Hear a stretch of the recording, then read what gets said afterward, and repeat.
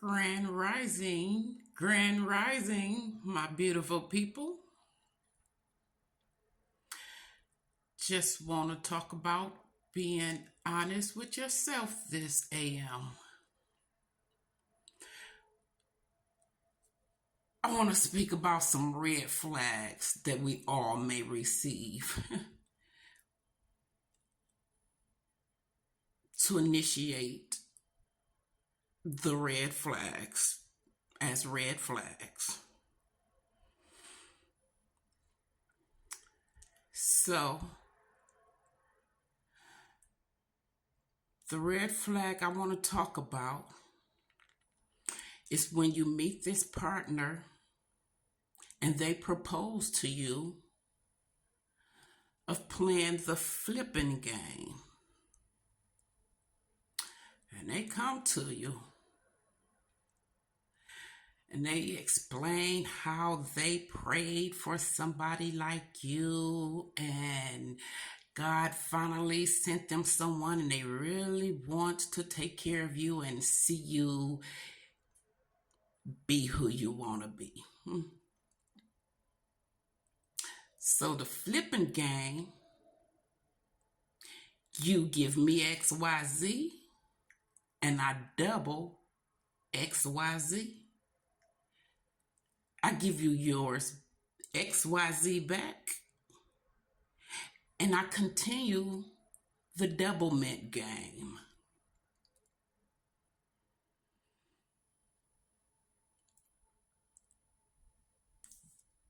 In your mind, you know you don't even loan out things like that.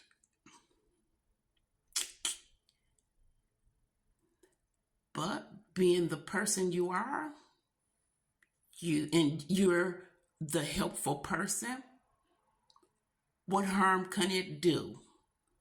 But you still got that nudge. What the heck are you thinking? What the heck are you thinking? You're ignoring it. Benefit of the doubt. We're going to play that game. We're going to add a little bit of that in there, sprinkle a little benefit of the doubt. What's the worst can happen?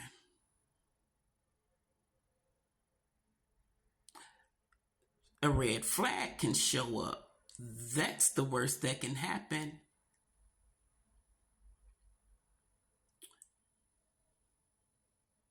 You realize XYZ got lost in the sauce.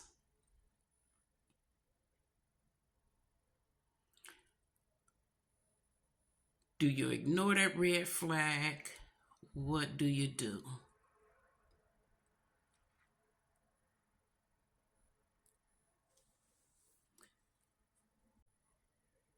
The ideal is to walk away before that red flag.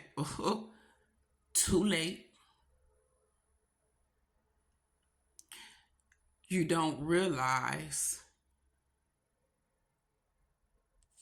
there's a middleman. Middlemans are always the worst combination to any threes company. Three's a crowd. Third wheel. It's always a bad combination. Because you're wondering how you keep ending up facing these red flags because you trust the middleman. And lo and behold, the devil may have been at you for some time because there may be more than one middleman. We call them middlemen.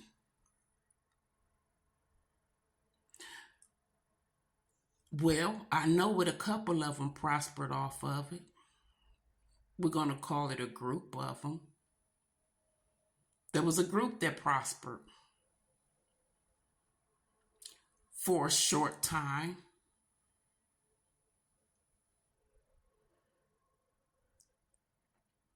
But then karma has its way of backtracking. It goes in a circle. What goes around comes around. Because eventually,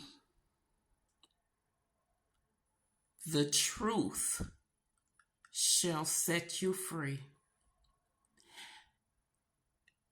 And that was my way of making my red flags green by removing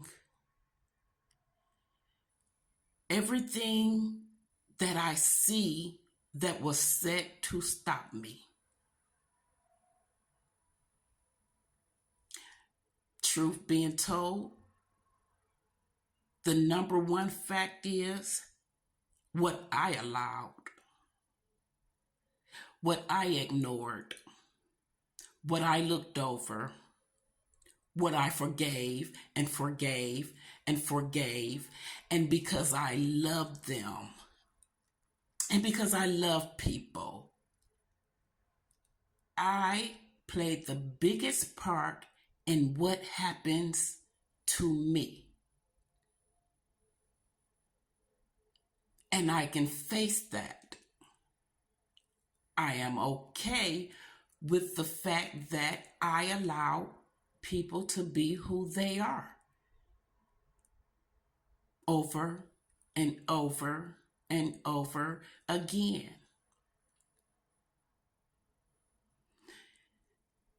Somehow, oddly, I know certain verses in the Bible. I am trying to learn it now, but I have lived it. Not knowing it,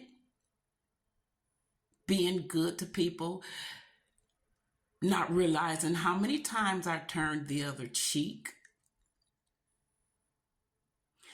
But I am okay with the fact that I didn't do anybody wrong. I didn't make a habit of mistreating people.